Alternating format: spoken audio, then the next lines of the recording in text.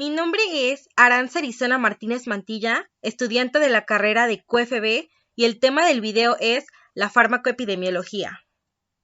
El desarrollo de la farmacoepidemiología se ha centrado por una parte en el estudio de la seguridad de los fármacos enfocado más a las reacciones adversas, que son cualquier respuesta nociva y no intencionada a un medicamento. Las RAM constituyen una importante causa de morbimortalidad y de aumento de los costes sanitarios. Esto se vigila sobre todo durante la etapa de poscomercialización y de eso se encargan los sistemas de farmacovigilancia, que permiten la identificación y prevención de los riesgos asociados al uso de medicamentos, sobre todo de los fármacos de reciente comercialización. Detectan señales a partir de datos del Registro Mundial de RAM y además dan soporte a las decisiones adoptadas por las agencias reguladoras de los diferentes países. Por otra parte, también en el ámbito de estudios de utilización de medicamentos o EUM, de los cuales les hablaré más adelante. El objetivo general de la farmacoepidemiología podría ser entonces describir, explicar, controlar y predecir los efectos y usos de tratamientos farmacológicos en la población, en un espacio y tiempos definidos, y la forma en que sucede es que ésta mide los eventos relacionados con los fármacos en poblaciones específicas, relaciona la exposición con el resultado en términos de ganancia terapéutica, calidad de vida o eventos adversos, para cualquier grupo de individuos o de medicamentos, así como el estudio económico de los fármacos en poblaciones humanas. Los EUM constituyen una herramienta básica que puede servir para adoptar medidas adecuadas en el uso racional de los medicamentos, aunque este tipo de estudios, como medida aislada, puede que tenga una escasa influencia sobre la prescripción, su intervención en estrategias de información más globales puede ser muy valiosa, ya que el farmacéutico ha asumido que para mejorar su intervención en la salud del paciente, debe cambiar su papel de simple dispensador por uno más activo en el seguimiento del tratamiento como asesor. Los EUM se consideran un indicador sociosanitario. Estos permiten evaluación y posterior diseño de estrategias de intervención. El proceso de estudio va a incluir 3 pasos complementarios. El primero, la evaluación de los beneficios de los medicamentos, por ejemplo, la evaluación cualitativa y cuantitativa de su eficacia. El segundo, el estudio de riesgo de los medicamentos, tanto en estudios controlados como en condiciones normales de cuidado. Y por último, la evaluación del impacto de los tratamientos en la historia natural de la enfermedad y de la sociedad. Los EUM cuantifican el estado actual del consumo y determinan el perfil del uso de medicamentos con relación al tiempo y se pueden clasificar en 3. Estudios de oferta, estudios cuantitativos que serían de consumo y en estudios cualitativos. Los estudios sobre la oferta muestran el registro y control de los medicamentos, nos muestran la manera en la cual los medicamentos son vendidos y presentados a los profesionales de la salud y al público en general.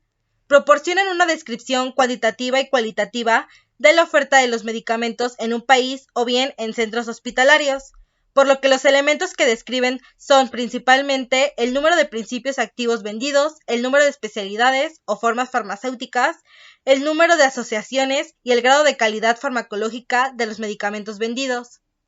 Los estudios cuantitativos de consumo tienen como función primordial describir la tendencia del uso de los medicamentos, o sea, el consumo en un determinado tiempo y por lo tanto en un determinado momento. Hacer comparaciones entre países, estados o bien centros hospitalarios. Con esto se pueden estudiar tendencias comparadas de consumo. Estos tipos de estudios tienen como objetivo, por una parte, el disponer de un indicador sociosanitario o bien pueden proporcionar datos que permitan estimar la exposición de un determinado fármaco y por ello servir de denominador en los estudios de farmacovigilancia. Los estudios cualitativos de consumo se pueden clasificar en estudios cualitativos de prescripción e indicación. En estos se describen cualitativamente los hábitos de prescripción generalmente en relación a la indicación de la misma. También en estudios cualitativos de dispensación, en donde se observa la calidad de la dispensación de medicamentos. Los estudios cualitativos de su administración, en donde se valora básicamente la calidad del uso de medicamentos por parte del profesional de enfermería.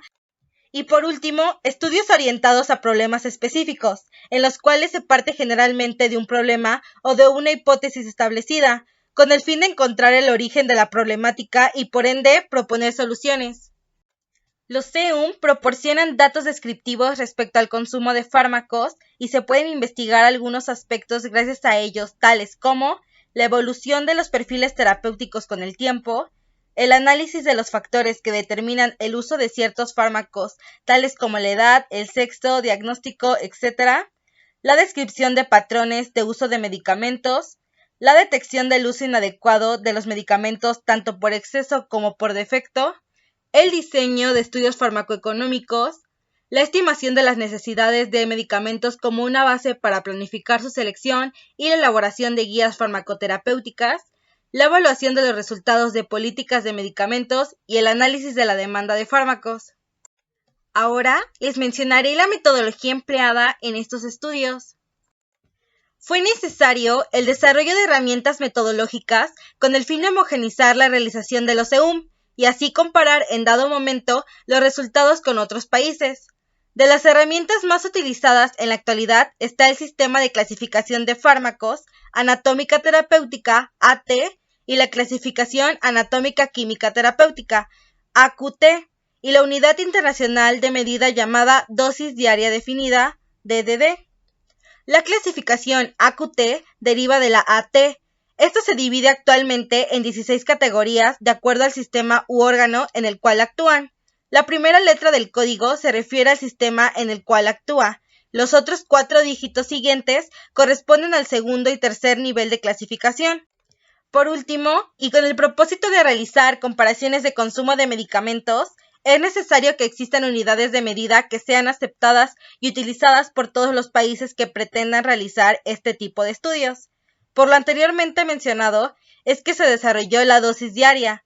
La DDD está indicada en términos de principio activo usando las unidades más apropiadas, gramos y miligramos. Por razones prácticas está basada en adultos, excepto para formas farmacéuticas utilizadas en niños y calculada a partir del peso de un adulto de 70 kilogramos. En el caso de la DDD en niños es a partir del peso de 25 kilogramos. En México es evidente la importancia del estudio completo de fármacos, no solo en la fase preclínica y clínica, sino también de los efectos adversos que estos llegan a producir en poblaciones humanas, así como el impacto económico que su uso conlleva en términos costo-beneficio, costo-riesgo, costo-eficacia y costo-efectividad.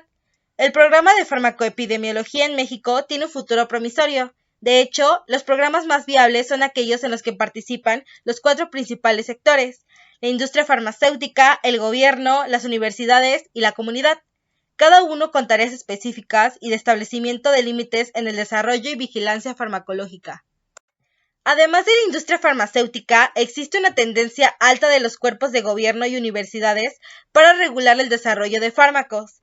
Es por ello que las agencias regulatorias gubernamentales que en nuestro país están representadas por la Secretaría de Salud requieren de personal que tenga la capacidad de educar a la población mexicana y a los responsables sanitarios y de prescripción.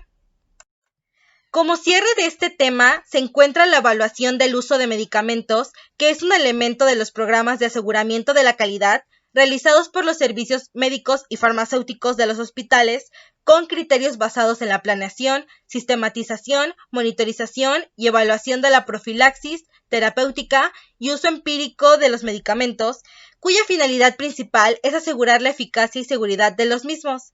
Se requiere de un programa de evaluación del uso de medicamentos, ya que se requiere de un proceso sistemático y científico que permita conocer si la utilización asegura el logro de los objetivos establecidos. Dicha evaluación apoya el mantenimiento de la calidad de la farmacoterapia. Adjunto aquí las referencias bibliográficas utilizadas para la realización de esta presentación, agradeciendo su atención.